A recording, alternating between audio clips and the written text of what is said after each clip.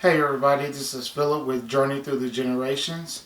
And when Trisha and I was at RootsTech, we had an opportunity to interview Thom Reed and Kayla Jackson to talk about the things that Family Search is doing for African Americans in their genealogy research. We're really excited about the things we heard, and we wanted to share that information with you. Hope you enjoy it. So my name is Kayla Jackson. I am a marketing coordinator here at Family Search, and I work on the African Heritage Core team. And I'm Thom Reed. I am Deputy Chief Genealogical Officer for African Heritage at Family Search. We're wrapping up our Black History Month campaign. So there were two parts to this campaign that were really important to us. One is we just wanted to spread and impart information about Black history in general, really highlighting to individuals that Black history is American history. Black history is for everyone, so everyone can come and can participate and learn more about the individuals of African descent who have really made an impact, not just in the United States, but throughout the world. And the way in which we manifested that was we published several blog articles that can be found on the site familysearch.org/Black History Month. And then the second part of this campaign, we wanted to highlight some recently published record collections, and there's actually been over 40, I think there's 44 that we recently published that will specifically help those of African descent. But in this campaign we highlighted 29, so 29 ways. The name of our campaign was Finding Your Black Roots, 29 Ways in 29 Days, and the 29 ways alluding to 29 record collections that we highlighted. And in order to do that and to help the public know how to be able to use these record collections, we partnered with the International African American Museum Center for Family History. So we worked directly with Toni Carrier. She is the director for their Center for Family History. She helped us to narrow down which 29 we wanted to highlight for this month. And then in an effort to help people know how to use the collections, she took the time, so incredible and grateful for what she did to write 29 blog posts highlighting each collection. So if you go to familysearch.org/Black History Month, you'll see a calendar. Every single day we highlight a different collection, and you can click and go to the blog post that will give an overview of the collection, how you can use it, and then she's provided several examples of things that she's been able to find with each collection.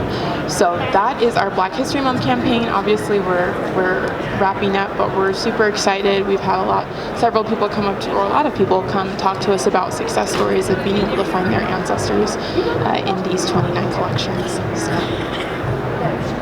So yeah, the reason this was important is this was actually the first time that we've done something like this for Family Search. We've done campaigns, from around the world.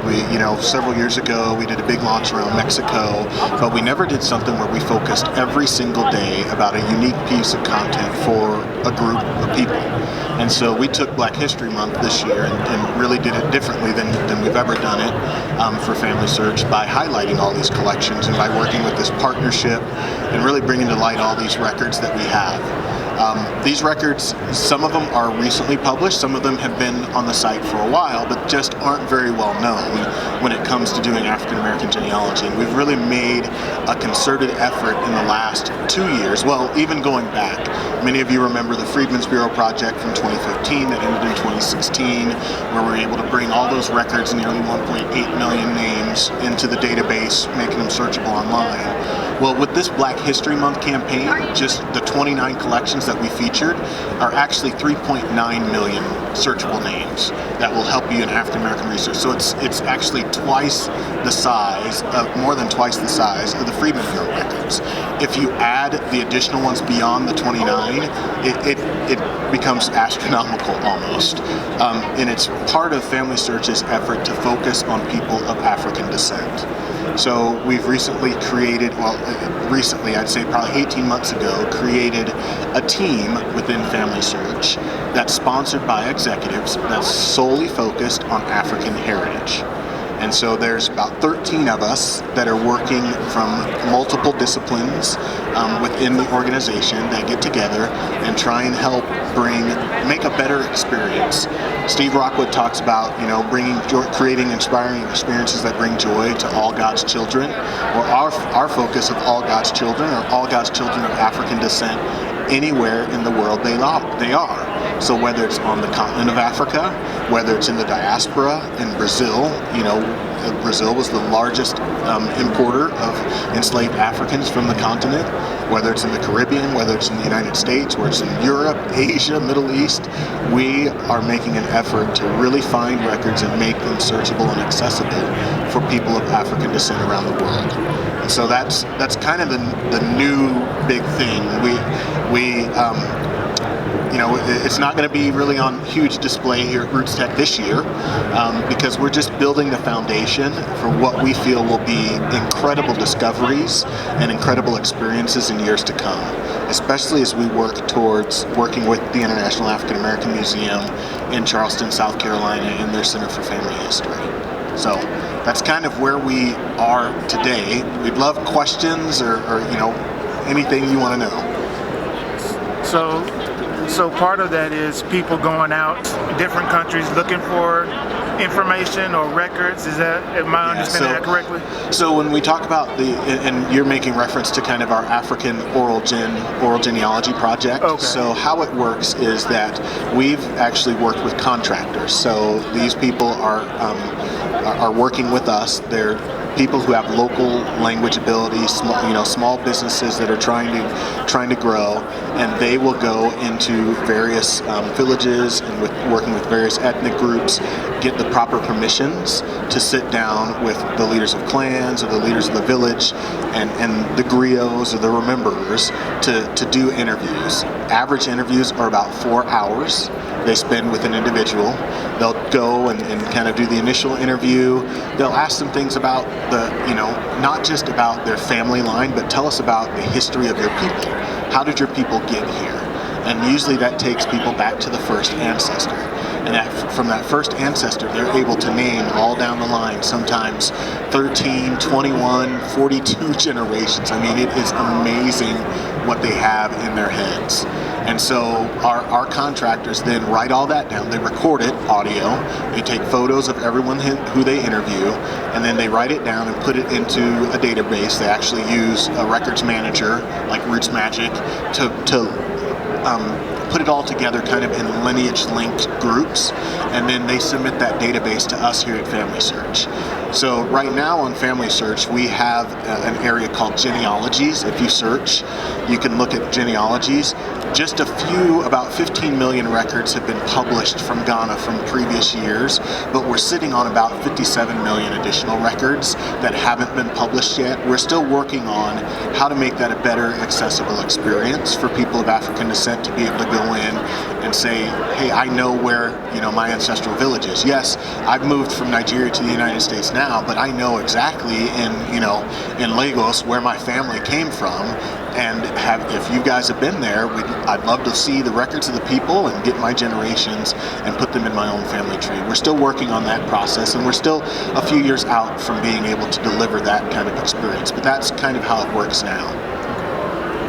A couple of years ago, I interviewed Kenyatta about the whole drive to have a central repository because there's collections of records of African heritage, but they're here and there and yonder, and they can be hard to negotiate.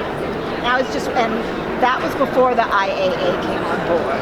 I was just wondering how all those pieces are, hopefully they are starting to come together, and how that will be more centralized. You're leading me into my presentation tomorrow.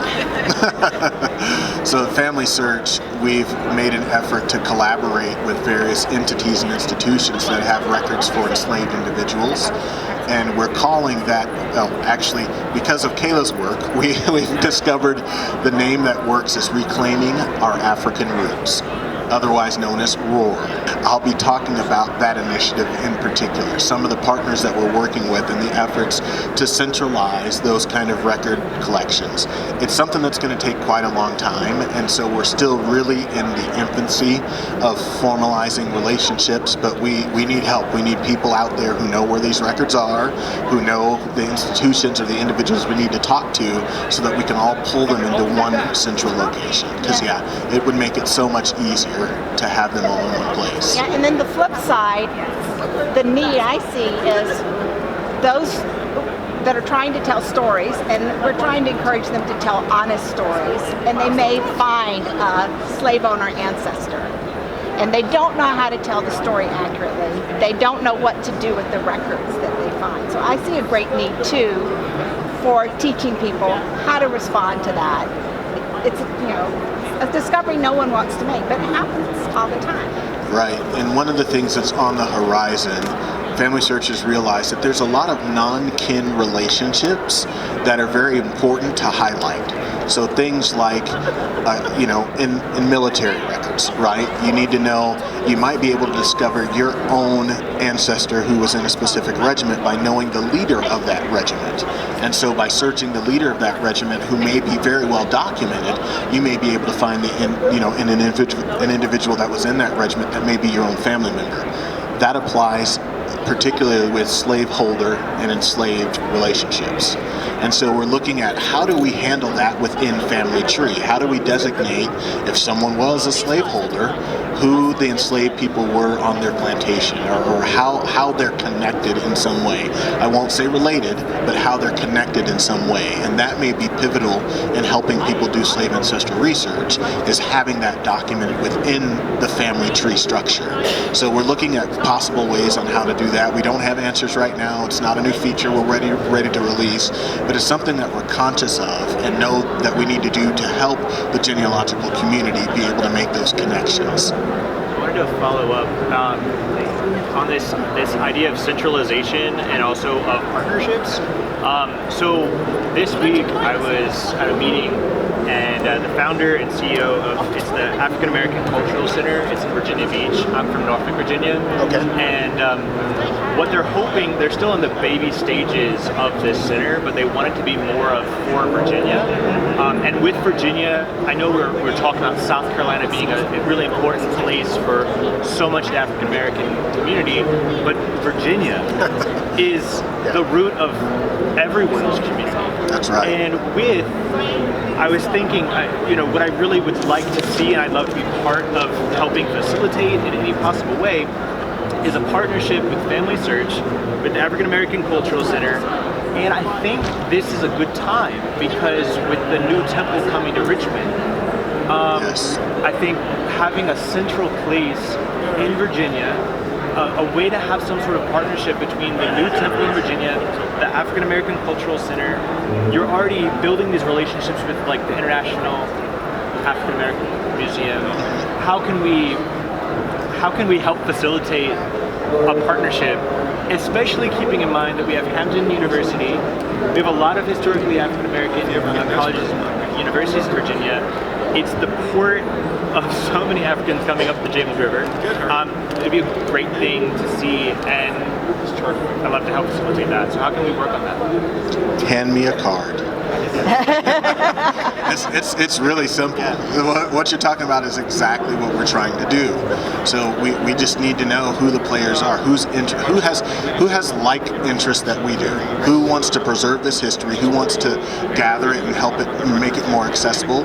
That's all we need is an introduction, and then we can work through you to kind of further that relationship. Absolutely, Sam. So thank you. Absolutely. I have a question. With DNA being such a large focus in the genealogical community as a whole, and with few African individuals who test breathtakingly, is there any thought as to how to integrate any more people of recent African descent and origin to test, to connect with those oral histories and genealogies so that we can use them so that the African American people or those in the Caribbean can use them as our compass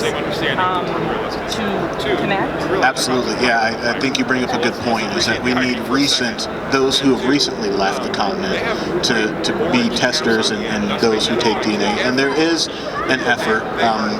Family Search, we don't do DNA. We help teach about DNA, but I know there's thoughts about how can we help facilitate DNA across the world in areas where it's not as prevalent right now, and among people that people are trying to connect with that homeland. We don't have the answer yet.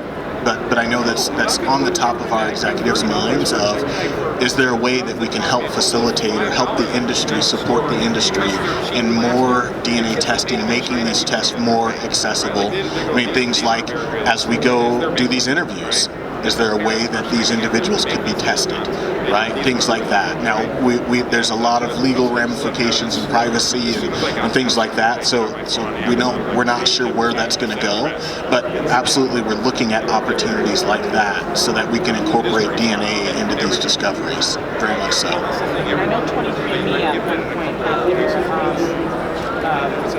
I can't remember the name, it's slipping my mind, but where they sent out DNA kits if you had four grandparents from the same African country. And they were giving those kits away for free for individuals who were. I don't even remember that. From that. Well, my husband's parents got 2 free kits because they are from Nigeria, and all 4 grandparents are from Nigeria. And I know that there's a company in Nigeria, it's 54G. Yes, 54G. And so I thought, you guys have all these contractors, like you said, right.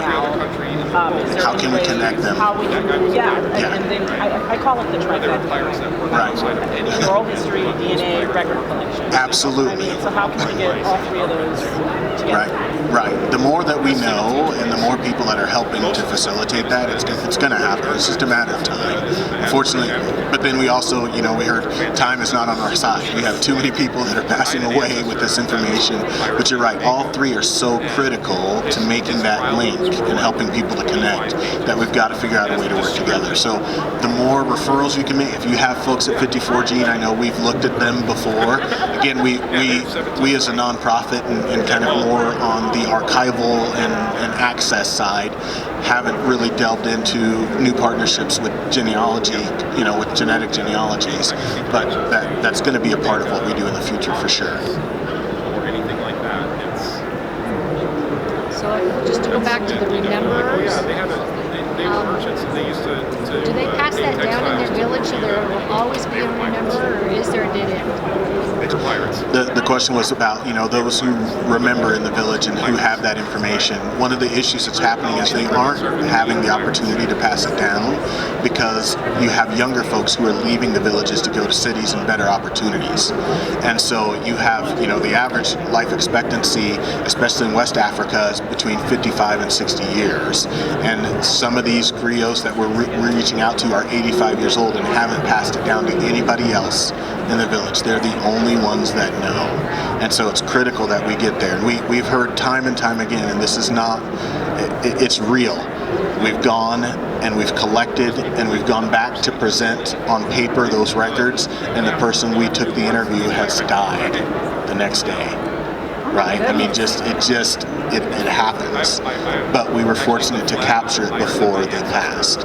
And so there is an urgency because of the flight away from villages, because it's not being passed down. And when we do, we have it codified and we give it back to the village. I mean, they're so grateful to have that, to pass down for future generations. A lot of times they use it for land disputes. Now they know who begat who and who lived where, and so now they can claim their land and things like that as well. So it's very helpful for them, and they really appreciate the work we're trying to do. What's the scale? Scale, right now we're in 15. You got to come tomorrow morning at 9:30. That's okay. Right now we're in 15 different countries in West, Central, and kind of South Africa, with South Africa, Zimbabwe. We'll look to expand as we, complete. For example, Ghana is for the most part complete. We've been there long enough for so many years and been in so many places that we can't penetrate anymore. When I say complete, meaning places that we've been authorized to go. Now that doesn't mean that we've captured every single region, every single ethnic group, every single village in Ghana. We have to get permissions. We have to do it the right way. And so every place that we've had permission in Ghana, we've been able to collect from. Nigeria is going to take a long time. Nigeria is a very big country with rich history, and so it's going to take us a long time to do that. So we've committed to do it for at least 5 years. We started in 2018, and we committed to do it for 5 to 6 years. So probably between 2023 and 2024 is when we'll get at a place where we hope we'll have gathered from those 15 nations or in additional nations as much as we possibly could. Upwards of 250 to 300 million names is what we anticipate by doing that. Some have already been published in the past. They're on our genealogy side, so it's not like in our searchable record collection like most of our paper records and things like that, but it's on the genealogy side, and there's about 15 million, I think maybe 12, between 12 and 15 million from Ghana. But there's, like I said, we've collected in the last 2 years over 57 million that still haven't been published. We're working on how to make that a better experience before we dump all that data, and if it's not accessible, then it's not really good data to anybody. So we really want to get it right once we add all that to the site. Following up on Adrian's point, so is this something that could be, if someone can't or has not yet figured out their exact ancestry, the who's, but they know the places either from DNA or from other ways, they could call on this kind of as a context for their story where the details are yet to be completely defined, but then they know what it might have been like? Absolutely. If I had my druthers, so this is just me wishing, is one of the things with this relationship with the International African American Museum is they will have our discovery experiences. How many of you have been able to go over to the Family History Library and see the discovery experiences? You say where I'm from, if you have famous relatives, things like that. We want to create that kind of experience for people of African descent who may not have a tree on Family Search. Right now that experience is heavily reliant upon you having data in the Family Search family tree and being able to go back. But what if you don't have information? All you know is that your great-great-grandfather is in Marengo County, Alabama, born in 1889, and your DNA says that you're from Nigeria and Cameroon and Congo. What can we do to enhance and give context to those two data points? Maybe there could be a way for us using data from outside sources from universities and other institutions that talk about the migration of enslaved Africans from various tribes through the United States that ended up in Alabama. And maybe some of those are from Nigeria. And knowing that information, we might be able to talk about, okay, maybe you're from Igbo, the Igbo people in Nigeria, right? And what are the customs? What are the recipes? What are the music like for Igbo people? You may not be able to cross the pond with a paper trail, but you know that your DNA comes from there. So why don't you learn about your heritage and your culture there? And what if Family Search could deliver that on a touch screen for anybody who wants to walk up and do that? And maybe the traditions of the ancestors, perhaps they might be willing to partner with you and make that happen. Absolutely. There's so many organizations. That's why we're looking really to build really a database that helps us understand all that kind of information. Again, this is a bit pie in the sky, so I'm not like announcing anything new or anything. This is my wish, is that we could get to this point. But these are the things that our African Heritage team is really focused on. How can we get there in 3 to 5 years and create a truly unique and life-changing experience for someone of African descent, either with increased records, with increased DNA connections to their homeland, or just context about the homeland that they know? I think all of those are great, because I think in some cases you're not there. Even with the records, some people, it's kind of hit or miss, like the 29 days, right? I've been following it, and Mississippi Educable Children's Records is something I've used for many years now. It's a great set, and I tell people about it all the time, but someone in Alabama or Virginia might not have access or a similar record. Right. So with that, I was thinking about because you see a lot of these records probably across all the United States, and there's different subsets of African American genealogy. I have largely Mississippi, Louisiana roots. So I hear stories like Dr. McDowell's earlier, where she says she can find 35 enslaved individuals with records in New Jersey. Where are the better, that experience is different for different African Americans. Yes, where would you say, is it Virginia that there's a better success rate for extending your ancestral lines, or Pennsylvania? There's no, and It depends, obviously, but there's no right. I mean, it's so hit or miss. One of the interesting things is Mississippi as a state has been very standoffish of releasing their records. That's just an understatement, right? But we know that if you can get into those courthouse and those records, sometimes you can open up a gold mine of stuff that's in Mississippi. It's just not searchable online. Whereas New Jersey may have more records that are currently searchable online. Or if we work on projects in Virginia, the Library of Virginia has done a fantastic job of making more records available and things like that. So you have opportunities, in various states in different ways. You have to approach it in different ways. But one of the things we're trying to do, and it's hard. We're here in the United States, African American, so I have a great desire to do that.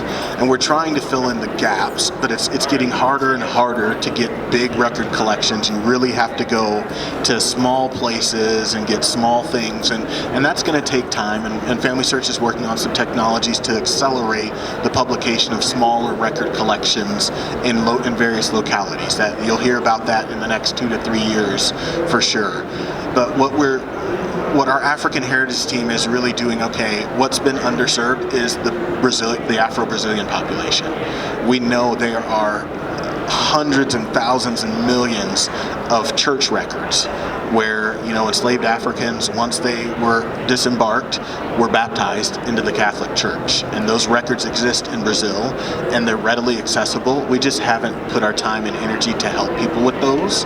And so our African Heritage team is really looking, how can we expand global? How can we spend more time on the continent and making it a better experience for those who live there? And how can we get to the biggest pockets of the diaspora while still trying to fill in some of the gaps with the relationships we have in the United States? So that we only have so many people that work on this. We wish we could do a lot more, but we are starting to focus on African heritage worldwide and not just in the United States. But we always know we'll have opportunities to get more records and hopefully fill in the gaps as time goes on. And so what do we say? If you haven't found it on Family Search today, come back in a week. We published 1.3 million records every week on Family Search. Every week. In fact, actually 2 weeks ago, I think it was 2 weeks ago, we published 8 million records. Just for 1 week, 8 million records came online. Some of those in Brazil, some of those in Philippines had 600,000 new records that came online. So just keep coming back. We keep trying to do our best. What is the best way to share that information with you? So let's just say I come up on records. How do I relay that information to Family Search so that hey, maybe I need to send someone to get records, or while we're in Brazil, stop over here. How does that work? Right. Yeah. No. One, email me. No, seriously, email me. We just had recently a project that the California African American Genealogical Society wants to do, and what we did was someone emailed me and I got in touch with our field relations manager. So we have Family Search employees who are responsible for records in various places around the world, and we'll just get a hold of the field relations manager and see what we can do. I know they were just in Ethiopia, and the field relation manager is negotiating a very quick contract to get immigration records in Ethiopia, because they're excited about it right now. So we're trying to figure out how fast we can get our cameras to Ethiopia to start doing that, because we've never done any records in Ethiopia at all, right? And so if anybody ever uncovers a repository that we should consider, let us know. You can even go literally on familysearch.org/help and say, hey, I'm out here. Here's, I have someone who recently sent me an email about Terrebonne Parish and East Baton Rouge. We'll see what comes out of that. We are always interested, and we have a content strategy team that collects all that information and kind of prioritizes it. It may take 3, 4, 5, 7, 12 years to get to, but we know it's there. We have a contact, and hopefully we can get there and get those before they're gone.